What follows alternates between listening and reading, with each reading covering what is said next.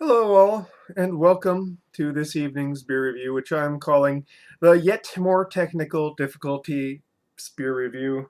Still having so many technical difficulties with this computer. It's like I think one of the USB ports is starting to fail. I've just been like plugging and replugging, and it's finally coming up again, but who knows? It might come up with another error. This thing is like it's really over 10 years old, so all the ports and stuff kind of corroded and rusty. I really ought to go and give it a good spray tomorrow when I do my cleaning. Canned air spray. Yeah, because if you know, but hey, what does it matter? May have not have to get a new computer at all because all of a sudden World War III might happen again.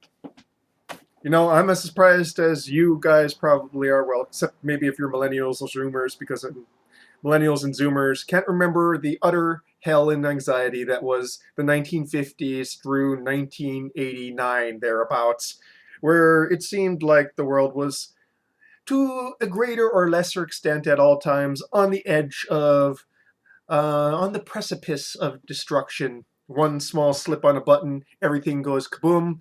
Now everyone's just being a freaking idiot on all sides, so it seems like it's even much more likely to go kaboom. But this is not a political channel.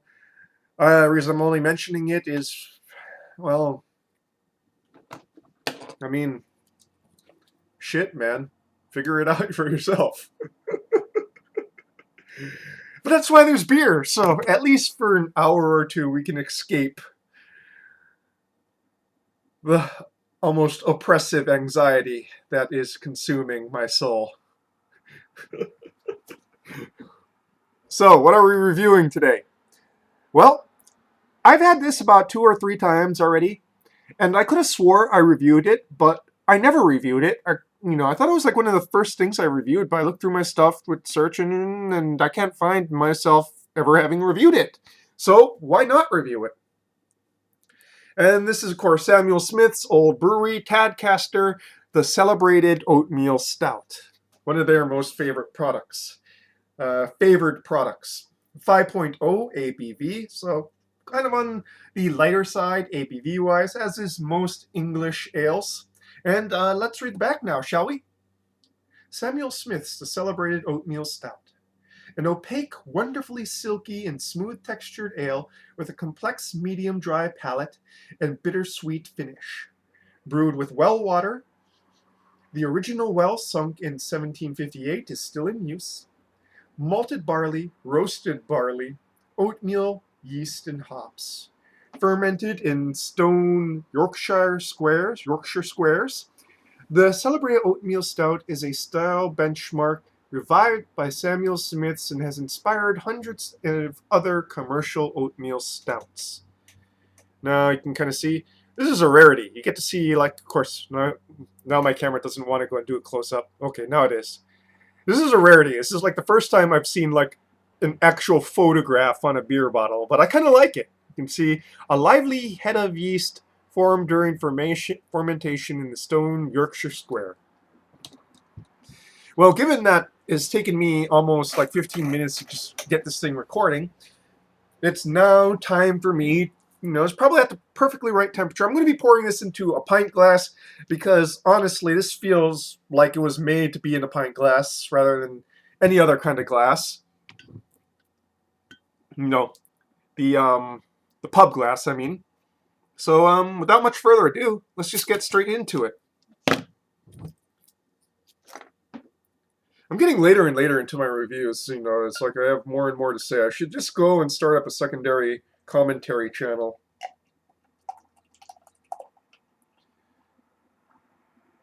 But, there's enough political commentary in this world.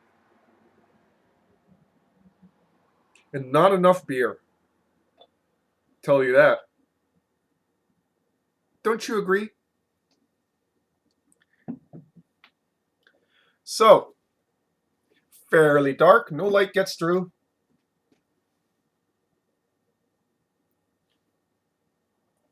Trying to see if I can get some light through the bottom. Just a little bit of brown light through the very bottom of the glass when I kind of tip it.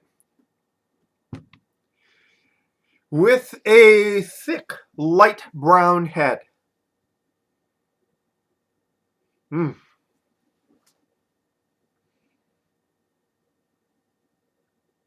Coffee with cream. A nice roasted graininess, but not too roasted. More, it's almost like just slightly roasted graininess. A backbone of some stone fruit there too. Well, I shouldn't say backbone. Notes of stone fruit in there too. Now my dad's gonna be like, "What's a stone fruit?"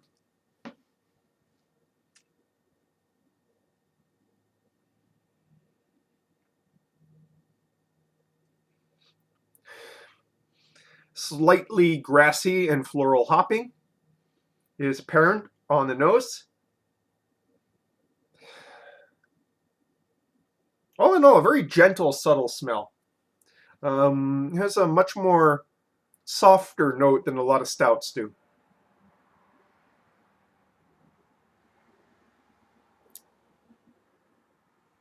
Onto the palate now, shall we?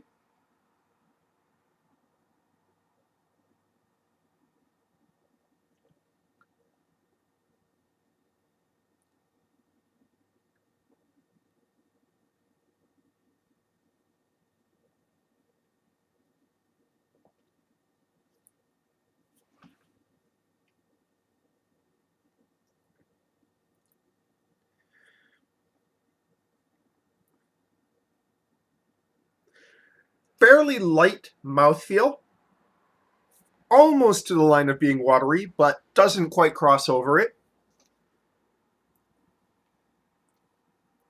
It is rescued by a nice texture.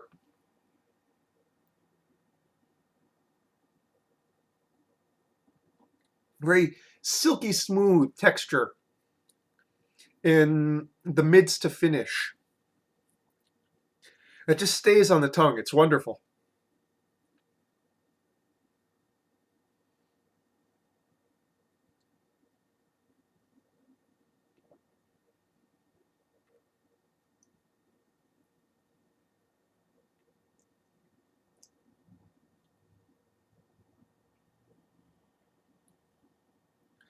Mild hop bitterness and roasted grain notes on the long finish.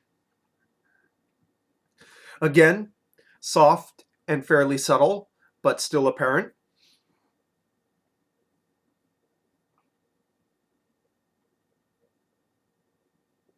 Up front, gentle carbonation bite.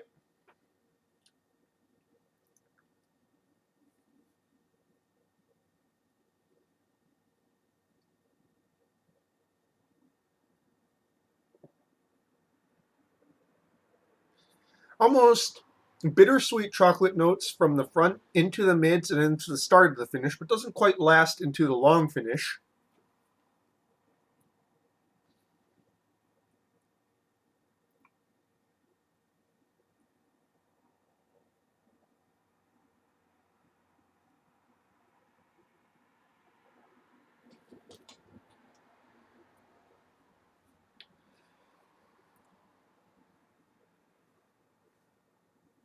And in the mids, there's a lot to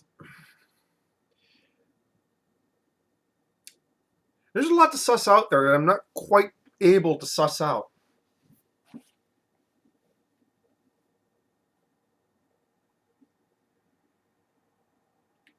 That's why you're getting a lot of silence with this review.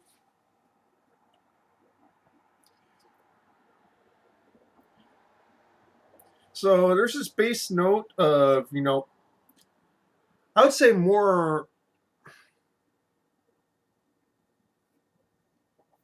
chocolatey, bittersweet chocolatey, almost slight carob notes. That transition to that sort of mild roasted grain note in the finish.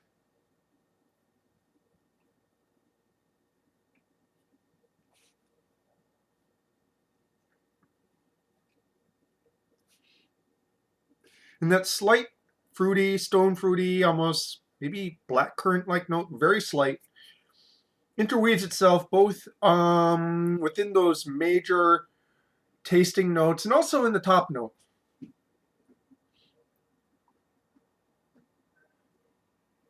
Top note is very subdued, but that just might be my nose today. I'm slightly stuffed up.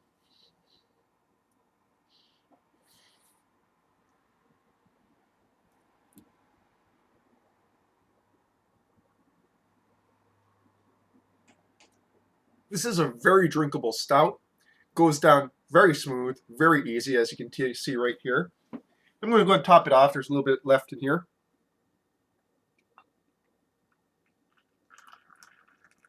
Give it a nice thick application of head from that bit there.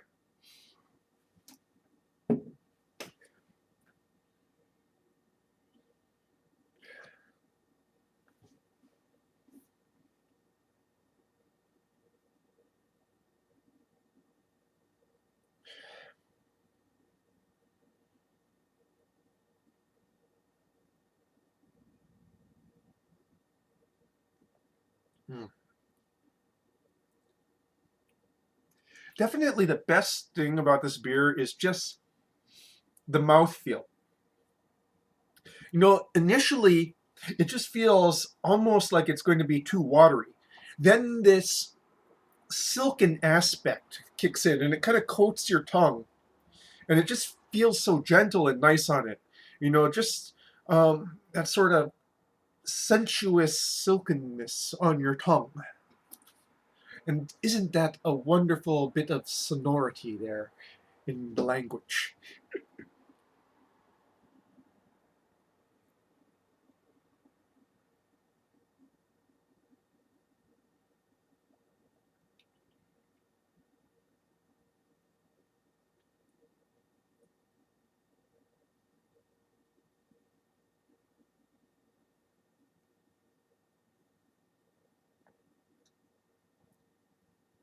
As it warms up, that kind of fruity, stone fruit, blackcurrant note kind of is widening a little bit. It's still very subtle, but it's there. And it poking its head out in between that bittersweet chocolate note, light coffee note, roasted grain note, it kind of appearing and disappearing is just so nice.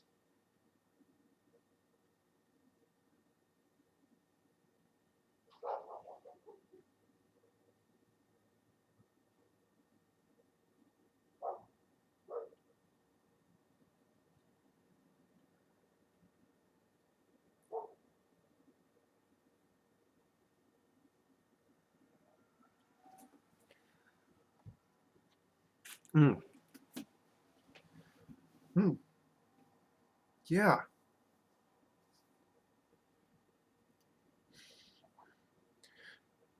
So what can I say about this beer? Well, I can say it has a lot of complexity for the style. At the same time, I kind of wish that it just had a bit more body and a bit more taste intensity. Not too much, just a little bit more. I think because it's so turned down that it's kind of hard to like really suss out the notes. I'd kind of wish they'd jump out a bit more. But at the same time, that would make it not really super traditional, and this is really to style for the English ales, which were compared to nowadays fairly low ABV, fairly low gravity, and not really the big flavor and alcohol bombs that we're used to today.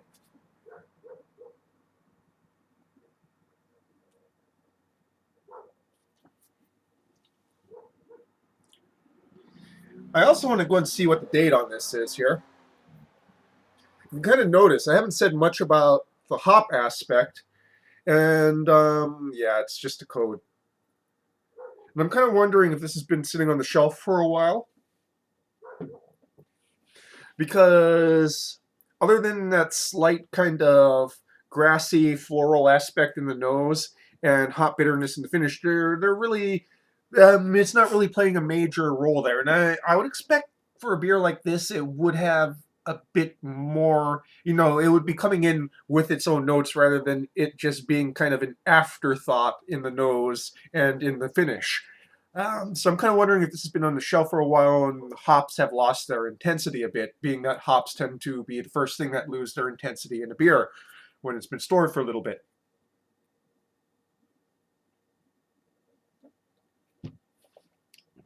Definitely would love, if I'm ever in England, to go and try this particular beer.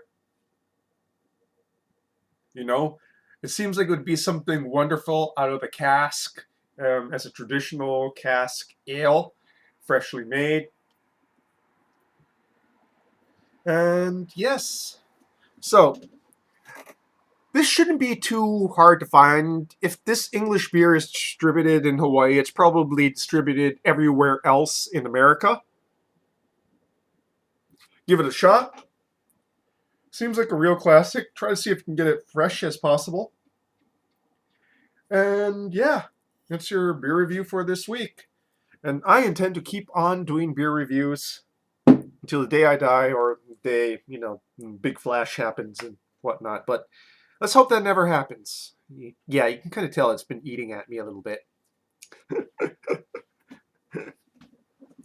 Well, folks, that is your beer review for this evening. Cheers.